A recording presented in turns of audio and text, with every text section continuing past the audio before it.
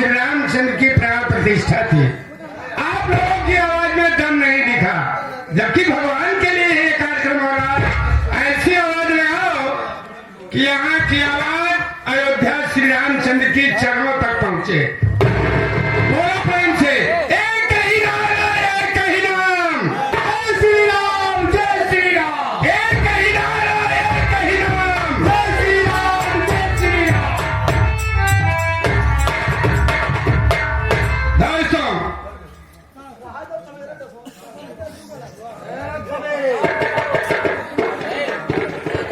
आज की सभा के अध्यक्ष महोदय, मंच पर पधारे नेतागण, आई हुई जनता जनार्दन, सबसे पहले मैं आप लोगों से हाथ जोड़कर क्षमा चाहता हूं।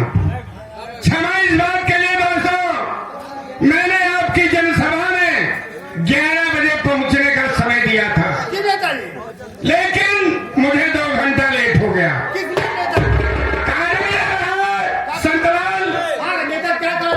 जब हमारा हेलीकॉप्टर दिल्ली से उड़ान भरा तो उसमें कुछ तकनीकी कमी आ गई, जिसके कारण मुझे लखनऊ में उतरना पड़ा।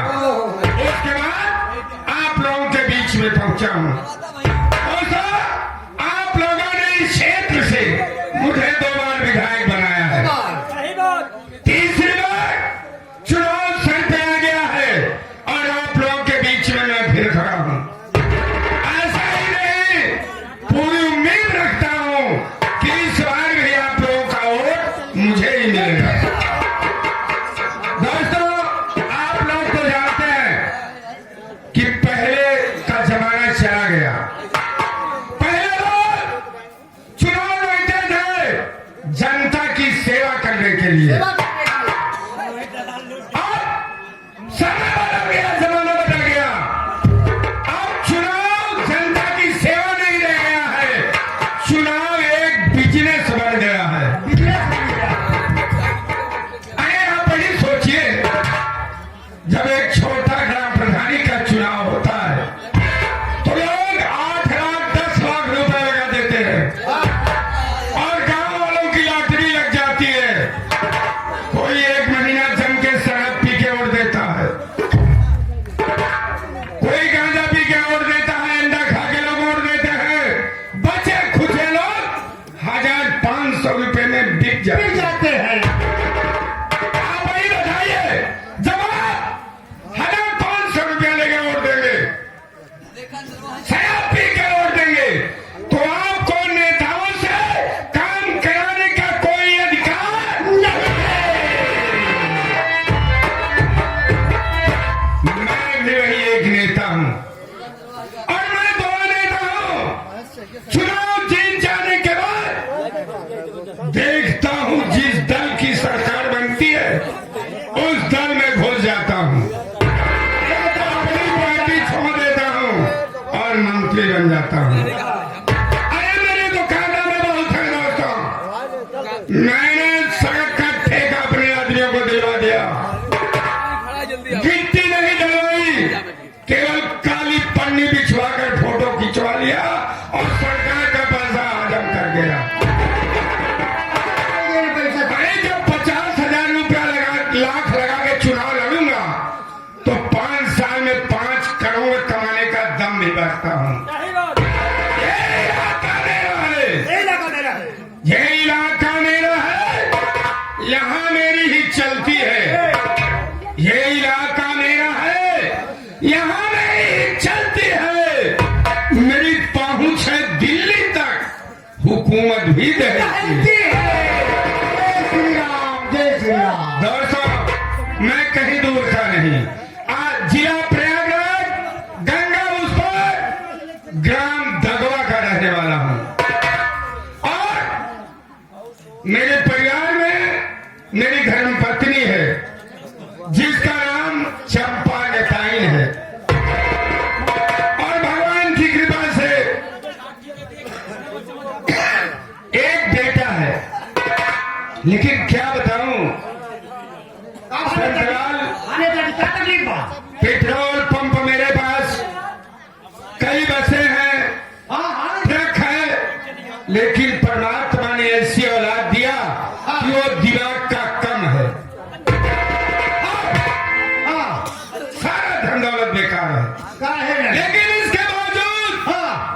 मैंने अपने बेटे सुरेंद्र की 4 शादियां की।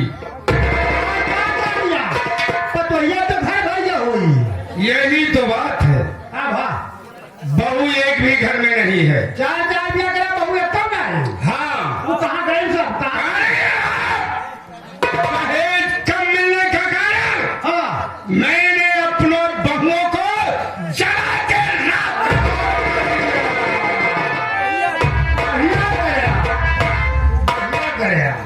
जलाई के राख कही है। आज जब मैं सचिवालय से निकल रहा था, श्री राम नाम का एक आदमी आ गया। मैंने पैर पकड़ लिया, बोला विधायक जी, मैं आपके बेटे सुरेंद्र के साथ अपनी बेटी माधुरी की शादी करना चाहता हूँ। मेरी बेटी पढ़ी लिखी गृह कार्य में दक्ष है। अच्छा, अब 4 नेताओं के सामने की बात थी। मैं वहाँ दहेज की बात तो कर नहीं सकता। नहीं 4 आदमी पीछे बैठा। बेइज्जती होती कि नेताजी दहेज लोभी है। लोभी।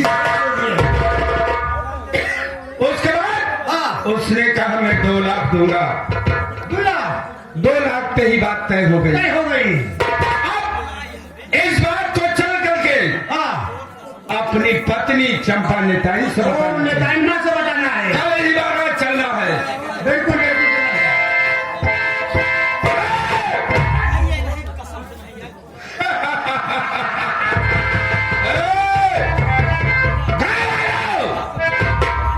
याद रखो, अगर मुझे चुनाव न जिताया तो चुनाव जीतने का तरीका मेरे पास है। मैं कहता क्या हूं, जब चुनाव एक हफ्ता रह जाता है, अपने आदमियों से गांव में, खेत में, खलिहान में और वहां सभी नेताओं से पहले पहुंच जाता हूं। मुझे तो मालूम नहीं रहता है आप कहाँ लगी है। गाँव वालों को 1000, 2000, 10,000, 5,000 बांट देता हूँ। लोग समझते हैं नेताजी बड़े दयालु और ईमानदार हैं, इसलिए लोग वोट मुझे देके विधायक बना देते हैं। नेताओं के पास चलना है।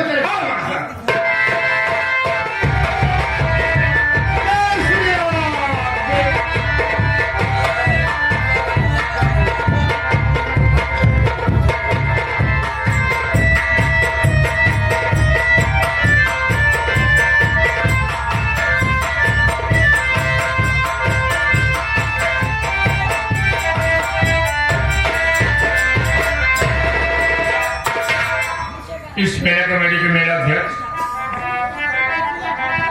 जितने भी पदाधिकारी हैं, समस्त ग्रामवासी और दूर दराज से आए हुए दर्शकों, सभी को मैं हाथ जोड़कर प्रणाम करता हूँ। साथियों, आपसे मेरा परिचय नहीं किया, मैं क्या हूँ, कहाँ का रहने वाला हूँ और मेरा नाम क्या है। साथियों, मैं भयावह का रहने वाला हूँ। मेरा नाम महेश कुमार है। घर में बाबूजी थे।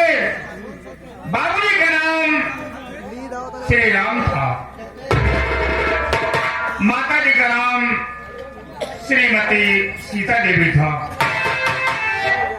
एक छोटी बहन है। मेरी बहन का नाम कुमारी माधुरी है।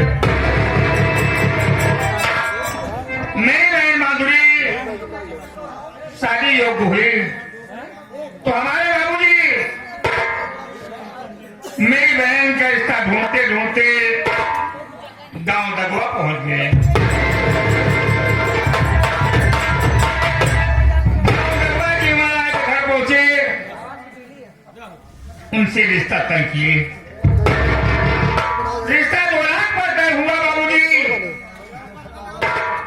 बाबूजी ने आकर मुझसे सारी बातें बताई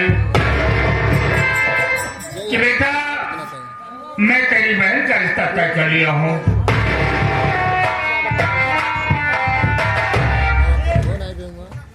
मैंने कहा बाबूजी, बहन का रिश्ता कहाँ पर तय किए? तो बाबूजी ने बोले, बेटा, मैं गांव दगवा जीवनलाल नेता के बेटे जिसका नाम सुरेंद्र है। मैंने कहा अच्छी बात है बाबूजी, रिश्ता दो रात पड़ता हुआ, लेकिन दुख मुझे इस बात का है बाबू कि शादी का दिन करीब आ गया। शादी के एक हफ्ते पहले मेरे घर डकैती पड़ गई बाबूजी।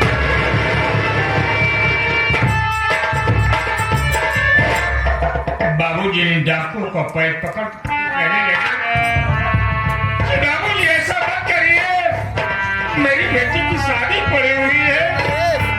लेकिन डाकू ने जरा सा कमर नहीं खाए, मेरे बाबूजी को गोली मारी।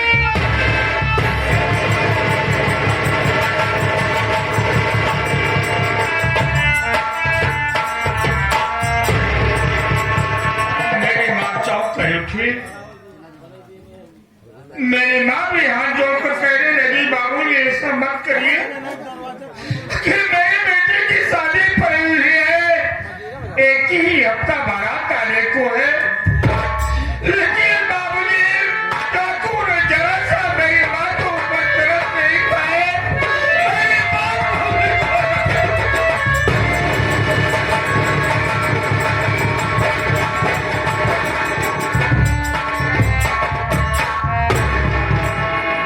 मेरे माँ बाप दुनिया छोड़कर चले गए। कल परसों 12 तारीख को है, पास में एक भी पैसा नहीं है। करूँ तो क्या करूँ, मेरे कुछ समझ में नहीं आ रहा है। मेरा एक साथी है जिसका नाम संतलाल है, थोड़ा उससे भी राय सलाह ले लो, हो सकता है कुछ सहयोग मिल ही जाए मेरे भाई।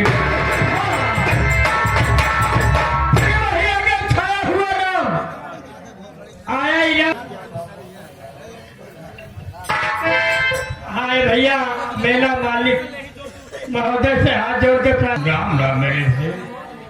भैया आपके आंखों में आंसू, आपका चेहरा मुरझाया हुआ, इस उदासी का कारण जाता हूँ मेरे भाई। संतलाल मेरे भाई। हाँ भैया, मेरे उदासी का कहाँ जाना चाहती हो मेरे भाई? आज एक हफ्ते पहले मेरे घर डकैती पड़ गई। कल परसों मेरी बहन की बारात आएगी, यहाँ तक कि मेरे बाबूजी और मेरे बाप को डाकू ने गोली मार दिया। यही सोच रहा हूँ, करूँ तो क्या करूँ, मेरे कुछ समझ में नहीं आ रहा है। ये हमारे भाई दिनेश बिल्डिंग वाले भाई साहब, तरीके से रोने गाने से कुछ काम हासिल नहीं होगा मेरे भाई। दिल को धीरे रखो मेरे भाई, हिम्मत से काम लो। हम जब से आए भैया बाबू कह रहे थे कि हमारे राम पूजन भाई आएंगे, तो उनके बुखार से कुछ सुनवा देना, भैया की सेवा कर देना। भैया दिल को धीरे रखोगे, मालिक चाहेगा भैया बाबू मदद कर देंगे तो भाई माजू भात जरूर पीला हो जाएगा मेरे भाई। बड़ी अच्छी बात है संतलाल मेरे भाई। हाँ भैया, तुम्हारे कहने के मतलब कि बहुत दिनों के बाद भाई लोग को दर्शन मिला हुआ, हाँ भैया, कुछ सेवा कर दो, हाँ भैया, कुछ न कुछ मदद मिल ही जाए। हाँ मेरे भाई। बड़ी अच्छी बात है बाबूजी।